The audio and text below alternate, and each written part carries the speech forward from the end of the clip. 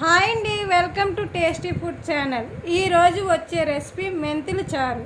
దీన్ని పూర్వం మా అమ్మమ్మ వాళ్ళు కళాయి లేదా పాత్రలో చేసేవారు, కానీ నేను ఈరోజు కుక్కర్లో చేస్తున్నాను.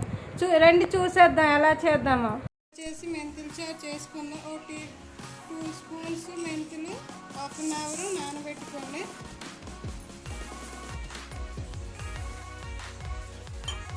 పెట్టిన తర్వాత దానికి కావాల్సిన పదార్థాలు: 3 ఆనియన్స్, 2 టమోటా, నిమ్మ సైజ్ అంత చింతపండు, 3-4 పచ్చిమిర్చి.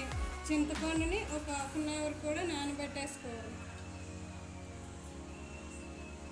తర్వాత ఇవన్నీ చిన్న చిన్న ముక్కలుగా కట్ చేసుకొని తెచ్చేసుకుందాం. చిన్న చిన్న ముక్కలుగా కట్ చేసుకోవాలి. స్టవ్ వెలిగించుకొని కుక్కర్ పెట్టుకోవాలి. కళాయిలో కన్నా కుక్కర్లో చేసుకుంటేనే ఈ కర్రీ చాలా బాగా వస్తుంది. కుక్కర్ వేడెక్కాక 3 టీ స్పూన్స్ ఆయిల్ వేసుకోండి.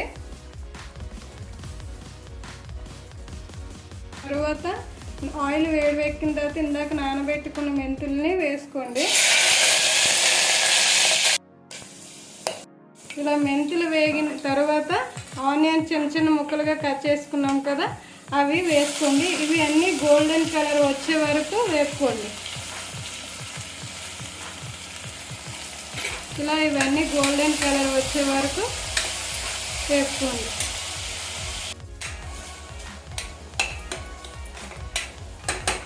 ఆనియన్స్ అన్నీ గోల్డెన్ కలర్లోకి వచ్చిన తర్వాత ముందుగా కట్ చేసుకున్న టమోటాని వేసుకొని 5 మినిట్స్ మగ్గనిద్దాం.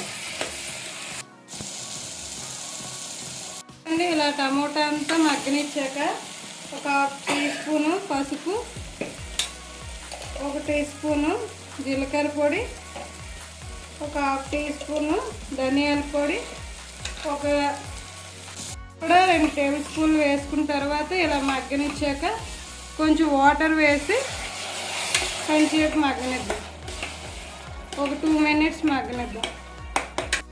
1 కప్పు చింతపండు రసం వేసుకొని కొంచెం వాటర్ 1 కప్పు యాడ్ చేసి బాగా కలిపి ఇలా కుక్కర్ మూత పెట్టుకొని 5 విజిల్స్ వచ్చే వరకు ఉంచండి. చూడండి, ఇలా కుక్కర్ మూత తీసిన తర్వాత ఇలా దగ్గరగా వస్తుంది. కావలిస్తే ఇలా ఆపేసుకోవచ్చు. ఇంకా దగ్గరగా కావాలంటే 5 మినిట్స్ ఉంచుకుంటే సరిపోతుంది.